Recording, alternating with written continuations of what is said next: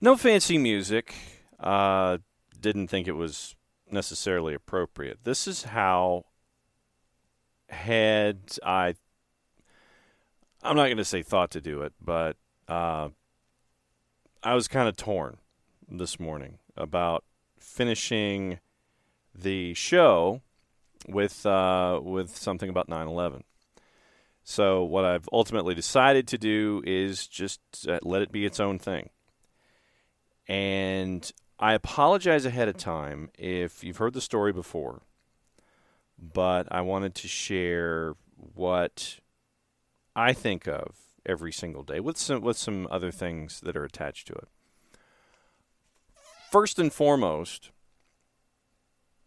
the boss was flying on 9/11 today, on the anniversary. Not in 2001, but she was flying on 9/11 today.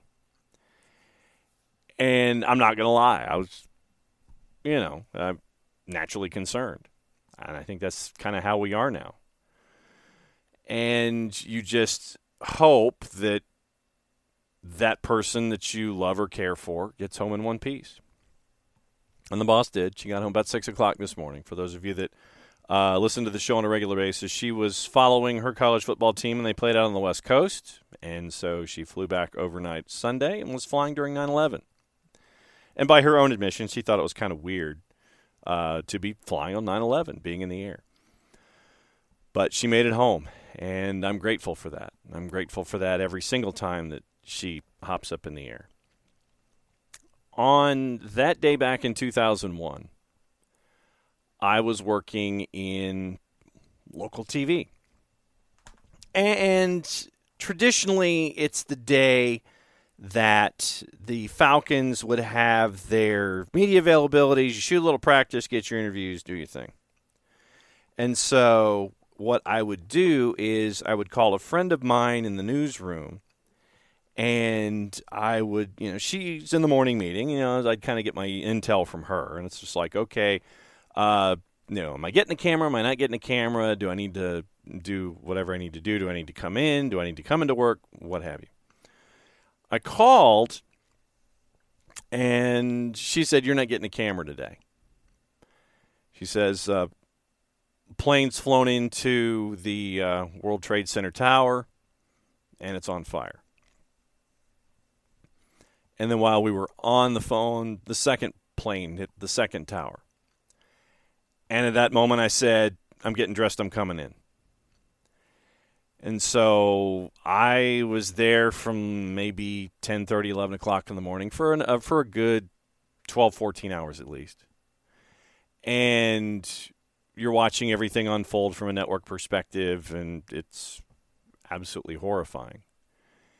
And my boss at the time asked me to do something in a breaking news sense, and I understand what he was thinking at the time.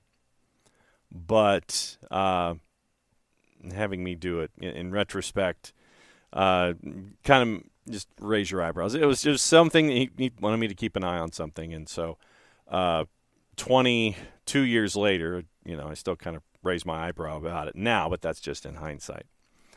I've seen what a lot of you have posted today on social media. I saw what you posted on social media and all of your markers that you have on your phone. And covering that story and being a part of a news division and basically taking any kind of a sports rundown and just, forget about it.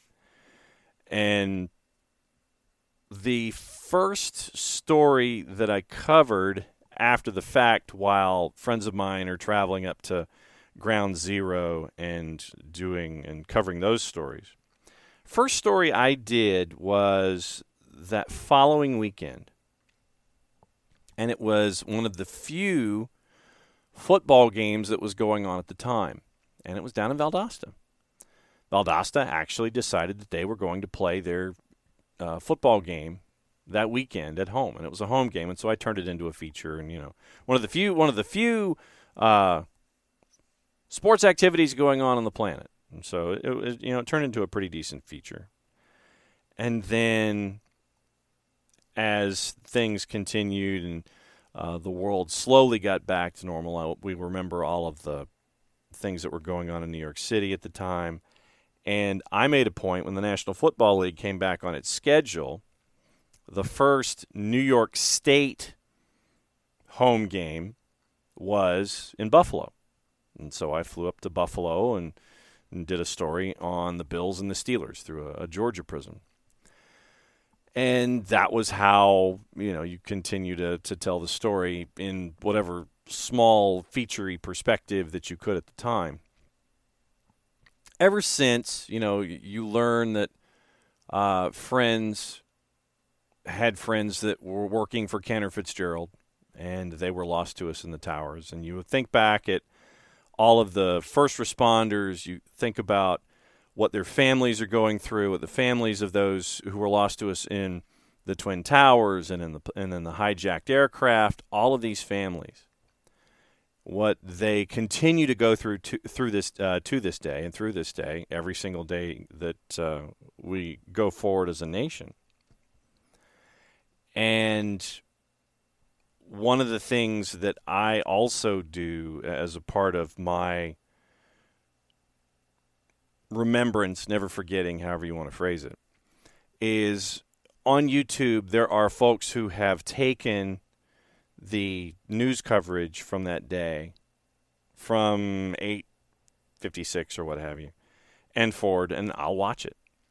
And to see the local folks who were covering the story for all the New York media, and they were doing their best in a difficult situation. And then the national folks, and one of the names that always sticks with me in this day is Aaron Brown from his time at CNN and how he handled what was going on as adeptly as you could in a situation like that, with the information flying around all over the place, and you're trying to get it right, and you're trying to make sure that everything is being told in its proper perspective and its proper reverence and what have you. I'll go back and I'll watch how the locals covered it that day. I'll watch how the national folks who covered it that way, and it's my way of just continuing to never forget what happened as we have going forward. And there are pictures I have on my timeline for those of you that follow me on Facebook. The pained photo of the widows of the two LA Kings scouts that were lost on one of the flights as they took the Stanley Cup in 2013 to the reflecting pools. And just the pained look on their faces, something that it's still unfathomable to me, and there's something that I just could have no concept of ever understanding or dealing with on a daily basis. But they do, and they have.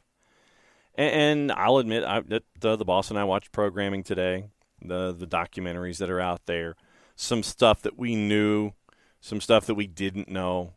You're still finding out new information to this day, depending on what you watch. And as I've always maintained when it comes to information and history, there are things that we should never forget. And it's not just today for a double negative. It's not just today that we should never forget. It is those impacted and those waves of folks and those generations of folks and those levels of folks that are affected, whether it was immediate or from touching something and knowing something and a degree of separation that adds another level and another degree of separation that adds another level, all of these different layers that we have for it and to it. It's just something that will be with us, and we hope, and I hope, that in the days as we go forward, in the days since, that we've been able to be there for anyone who is impacted in any way, to give that shoulder, to give that ear, to be that sounding board, to be that individual that if, someone wants to talk, that we'll listen and that we'll share and we'll, be a part of the procession. And I'll use healing as a continual term because folks will never fully heal from what they've covered, what they've seen, what they've felt, what they know about these situations and about what happened on this day 22 years ago. And to think that it's 22 years, that's another aspect in this. It literally seems like yesterday. It seems like 22 years ago some days, it seems like yesterday in others. And that's just how things are. We all have our own ways of remembering, of mourning, of reaching out and being there for others. I would ask that we do that all the time.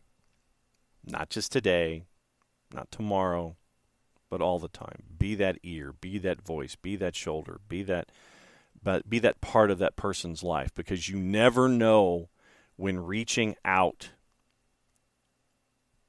will help. And it shouldn't be pinned to a day on a calendar. We will all have our days as we go. We'll all have our stuff that we remember. We'll all have those that are close to us that we'll want to keep close to us.